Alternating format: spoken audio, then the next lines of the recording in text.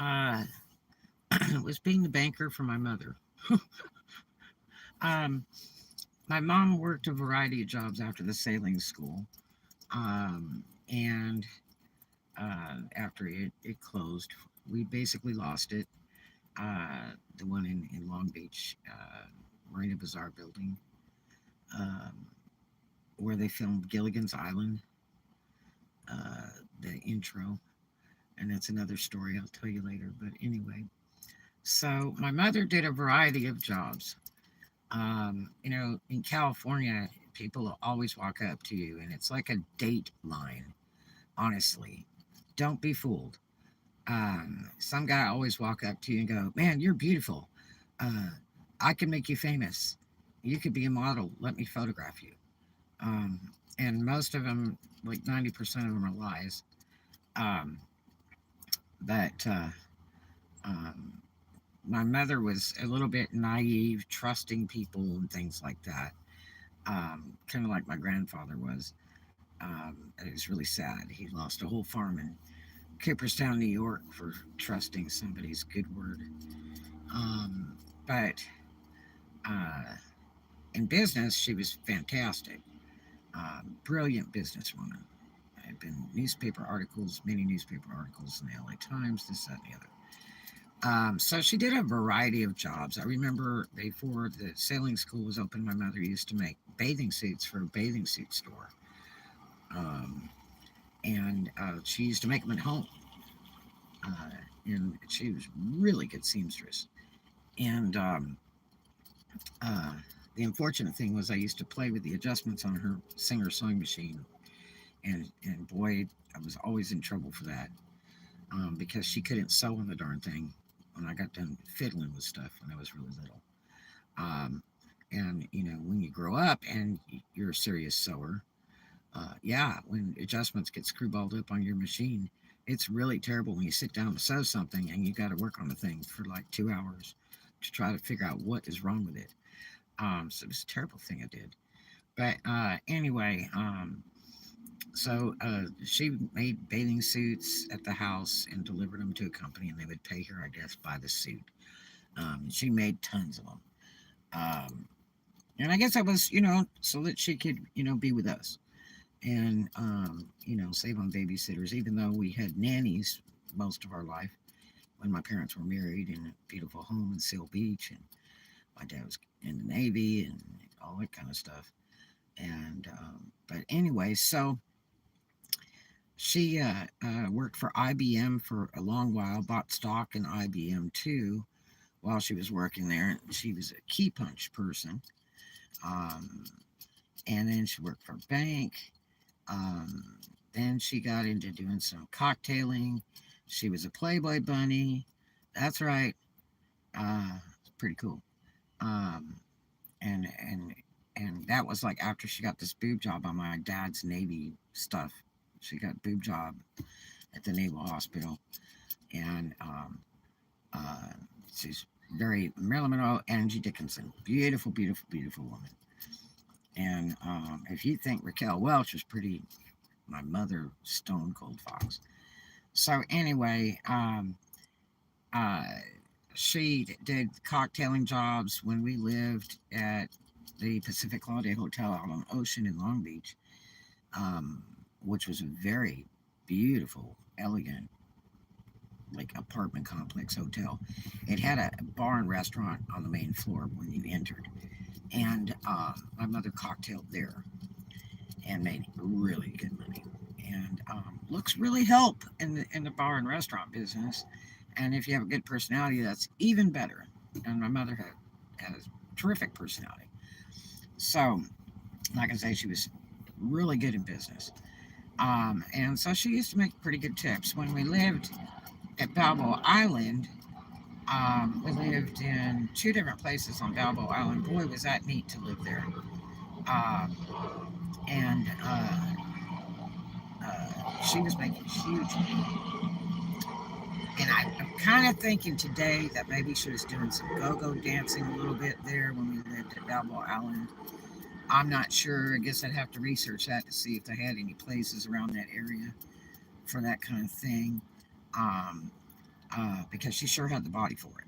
And she did some modeling for a really big modeling agency. We lived in a terrible, funky little cheapo hotel in Hollywood, in a bad part of Hollywood. I think it was like North Hollywood or something. And uh, she would go to work every day, and they were supposed to make her famous, and she was modeling all the newest fashions, and she was into all that. She would just, do any of that kind of stuff. She loved that. But that didn't pan out.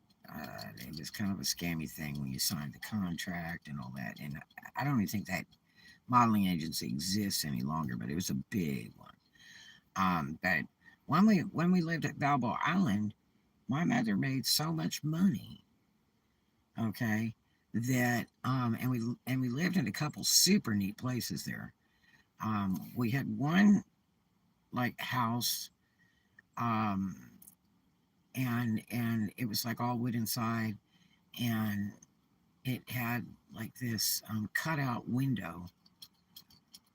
And I remember sitting up in there playing my mother's ukulele that she brought back from Hawaii, and when my parents were married. And I used to love to sit up in that little window. It was really neat, like a window seat kind of thing, and then the window goes out kind of like in half of an octagon type thing. It was really neat house. And then we moved over right by the ferry. They had this ferry where they would take people and cars from Balboa Island over to the other peninsula, where they had like a big fun park there, and that was really cool. And I think it was like a quarter or something to take the ferry. Um, and then if you had a car, it was like a dollar, $2 or something. And it was just the coolest ride. And so we lived in an apartment that was on top. There was like, I think, four apartments on top of these little shops right next to the ferry. Like, I mean, you walk, 30 steps to the ferry. So it was right there by the water. And that was a cool apartment up there. And I remember it was painted like, banana and yellow. Um, and down below us was a bathing suit and backpack shop with screen printing, where they had like screen printed backpacks and stuff like that, and racks and racks of bathing suits. You picked out the top and picked out the bottom separate and paid for it. Which my mother may have made those for that company previously. Um, but she would work nights, and then I was babysitting, and um, babysat for some really nice people for the longest time, and then they didn't pay me for like a month, and then they moved. They had a brand new baby, and I'm babysitting a brand new baby. And really, honestly, when I think today, they had no business having me babysit a brand new baby because I was just a little kid. And but they never paid me, so they owed us a lot of money. It was really sad because we liked them really a lot. They were nice people. But my mother was making really good money, and like I say, I thought she was cocktailing as usual, and I really believe, kind of thinking all these years later, that she was doing some go-go dancing because the money was unreal. It was like Monopoly money. We had this like a vanity dresser. It was like a desk with a big mirror, where you could put your makeup on and stuff, whatever, with drawers on both sides and one drawer down the middle like a desk. And my mom would give me the money, and I used to organize it in that drawer like Monopoly money, hundreds, 50s, 20s, all that, and stack it all up. And so I was like, in charge of, doing that and counting the monies and all that kind of stuff. And then, reminding my mom of bills and stuff like that. And then when we moved from there, we moved several times back into my grandfather's house through the years. And that was a cool big ranch house down in Artesia, California. 12226 East South Street, Artesia, California. And near the Knott's Farm, by the Ford's house, all kinds of stuff, and the Nixons and all that stuff. So anyway, Uh, we I kind of I would say I raised my mom and my grandfather because that was like my job until we moved in with my dad. I was like the kid supervisor. I reminded my mother of appointments and stuff, like our dental appointments and whatever. And then, went around to do errands with my grandfather, and shopping, stuff like that. And, uh, you know, that's what I did. I kind of managed my mother's life and my grandfather's life. And then, so that was kind of like my first job, being the monopoly banker of my mommy's money. Um, it was unfortunate though because things got really bad, right before we left, and went to live with our daddy, um, and which I did that. I understood. My mother had said my dad was dead for years, and she had an ultimate hate for him, and um, in the end, I found out they both pretty much hated each other. But after the divorce, but my parents divorced when we were very young, and my mother initiated all that, um, and I don't know why. So, and I don't really care because it's not my business. Back in that day and age, divorce was like the cardinal sin. And if you were kids of a broken family, being divorced, you were just really trash. Um, that was a really, really bad thing. Um, if you didn't have a mom and a dad at home, everybody just thought you were trash. But I mean, I was happy. My parents did not get along as married people. They got along great in business, top dogs, but they did not get along at home. And so I was really glad because when they split up, the argument stopped. There was no more of all that excitement. And I'm not saying my dad was a woman beater or anything because he wasn't. Um, my mother probably took more swings on him than most women, and she wasn't like a street fighter or anything. She was a very classy, elegant woman, but she was just very high strung. Got real excited over things. Um, and but uh, it was cool for me. I mean, it worked out fine. It didn't bother me a bit. I thought it was a great solution. Um, two people don't get along. It's better to split it up. You know, it's a shame they couldn't have been together all their lives. You know, that's a very neat, respectable thing when people have been married like all of their entire lives for years and years and years. But it's something you have to work at, and it has to really work. And both people have to try equally. It's not a one-sided thing. Unfortunately, I've experienced the one-sided stuff where I worked, 70 to 80% of the relationship, and it ended up being a total waste of time. And that's the bad thing. Is finding that right person. Um, you know, I have a baby sister that was very successful in finding the right person, I suppose. I don't know a lot about her personal life, but she married a guy when she was very young after I left home. And she's still with the gentleman today. And he went off to learn, electrical business.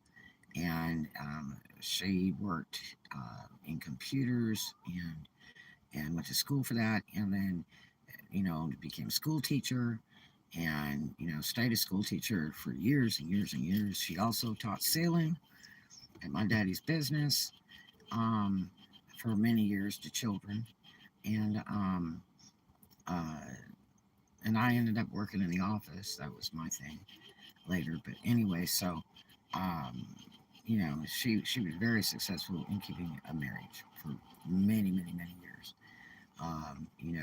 Kudos to her.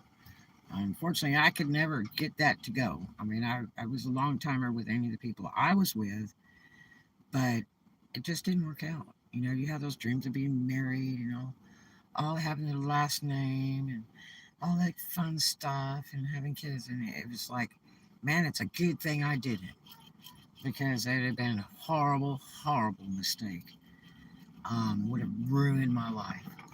Uh, thank God I wasn't concerned about having children right away or at all because I was never supposed to have any. So that was a great thing. Even today, I think back, I'm like, God, I'm so glad I didn't end up pregnant, at 18 or younger or older or whatever. That would have been so messy. Um, Children really need to be in a stable environment, and it's so expensive to raise kids even today. It's just insane to have children today. Um, I mean, one bottle of medicine, $250. Really? Their clothes. Just to have them go to kindergarten, it's about $200 a school year because you got to buy all the supplies for the school, Band-Aids and Kleenexes and wipes and paper and pencils and crayons and scissors and all the stuff we got free in California. You know, we got all that stuff free because the state of California paid for that. You know, I mean, when you went to school, all you had to do was bring you.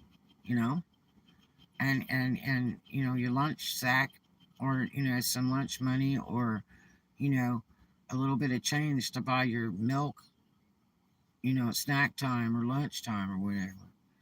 Um, it's not like it is today. It's horrible. I feel sorry for anybody who has children today.